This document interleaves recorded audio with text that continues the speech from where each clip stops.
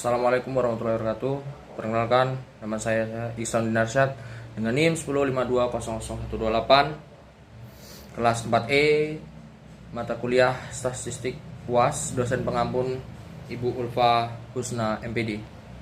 Baik, di sini saya akan menjawab pertanyaan UAS, yaitu pertanyaan nomor 1. Sejak dulu, statistik merupakan ilmu yang sangat penting, bukan saja sebagai ilmu yang dipelajari di sekolah, termasuk perguruan tinggi, tetapi juga sebagai ilmu terapan pada mulanya. Statistik hanya menyangkut urusan-urusan negara. Sesuai dengan perkembangan zaman, statistik telah diperlukan oleh seluruh aspek kehidupan seperti kedokteran, bisnis, pertanian, hukum, ekonomi, pendidikan, manajemen, biologi, riset, dan dalam kegiatan masyarakat lainnya, serta untuk perencanaan dan penyusunan program-program yang didasari atas fakta di lapangan. Dengan kata lain, harus berdasarkan data real. Berdasarkan data tersebut kemudian diolah sehingga menghasilkan informasi yang dijadikan dasar untuk mengambil keputusan. Jelaskan menurut analisis saudara mengenai definisi statistik dan statistik yang saudara pahami berdasarkan uraian di atas, dan jelaskan juga kegunaan statistik tersebut. Baik, jawaban nomor 1. Menurut analisis saya, statistik adalah ilmu yang sangat penting sebagai ilmu tetapan di kehidupan. Seiring berkembangnya zaman, statistik sangat diperlukan dalam dunia bisnis, dunia kedokteran, pertanian, dan sebagainya, yang dimana statistik itu diambil dari data-data yang kemudian diolah untuk mendapatkan hasil informasi. Menurut saya, kegunaan statistik yaitu dapat menyusun sebuah laporan yang berisikan data yang efektif, yang sangat ringkas, jelas, teratur untuk menarik kesimpulan dengan cara yang logis, serta baik dan benar menggunakan rumus yang ada. Baik, soal nomor 2. Dalam suatu penelitian, menggunakan instrumen penelitian merupakan kuesioner penelitian untuk mengukur kualitas pelayanan masyarakat yang ada di salah satu lembaga pemerintahan. Peneliti memperoleh skor kualitas pelayanan masyarakat tersebut dari 15 responden dengan rincian skor sebagai berikut. Responder yang pertama 60, 70, dan sebagainya.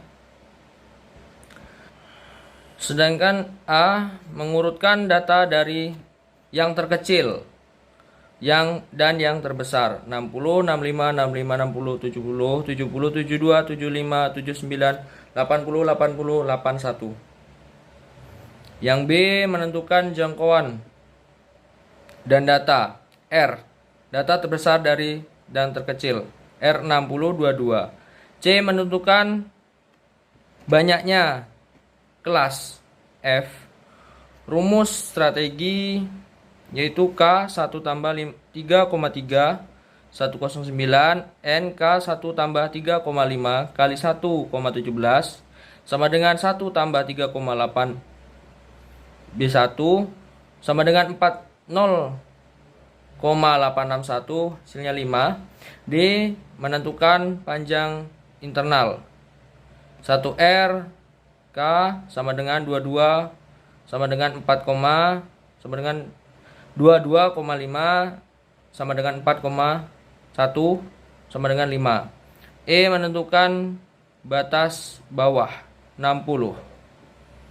Total distribusi frekuensi dalam menentukan frekuensi kelas secara medi dalam kolom turut atau tali tukur.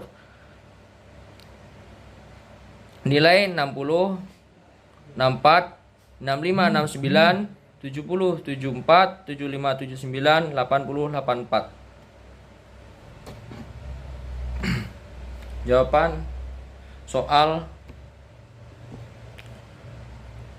nomor 3. Pemahaman dan pengetahuan mengenai tendensi sentral ukuran pemutusan data sangat penting bagi peneliti pemula yang akan melakukan sebuah penelitian. Menurut analisis saudara, apa yang saudara pahami tentang Indonesia sentral tersebut, dan apa yang dimaksud dengan median, dan modus? Baik, jawaban nomor 3. Menurut pendapat saya, tendensi sentral adalah pengukuran statistik untuk menentukan skor yang menetapkan pusat dari distribusi dalam statistik. Adalah indikator statistik yang dapat digunakan untuk mengatur rata-rata sebuah data. Modus adalah alat yang sering muncul dalam suatu data statistik. Modus juga merupakan nilai mayoritas atau nilai dengan frekuensi paling tinggi. Median merupakan dari pertengahan atau berada di tengah-tengah. Baik, soal yang nomor 4.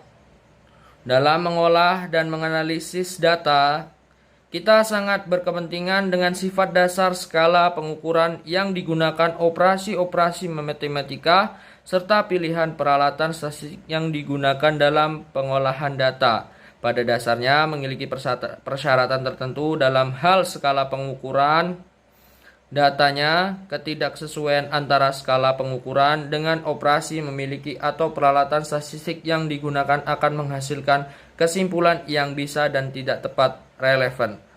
Berdasarkan pemahaman dan analisis, saudara jelaskan apa yang dimaksud dengan skala pengukuran. Baik, jawaban nomor 4. Menurut pendapat saya, skala pengukuran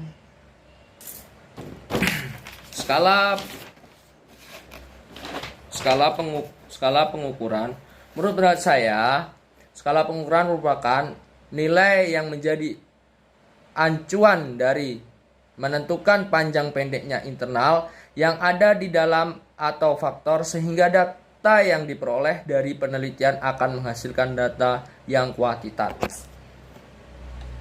Soal nomor 5. Sebutkan dan jelaskan dari setiap jenis-jenis skala pengukuran.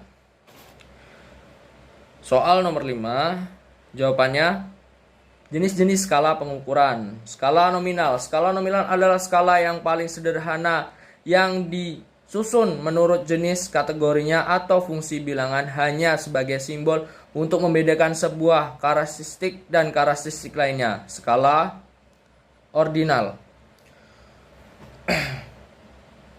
Skala ordinal adalah ada yang disusun secara berjenjang mulai dari yang terendah hingga tertinggi. Yang 3, skala interval, skala jarak. Skala interval adalah suatu skala yang dimana objek kategori darat diturutkan berdasarkan tiap objek. Dan yang terakhir, skala rasio.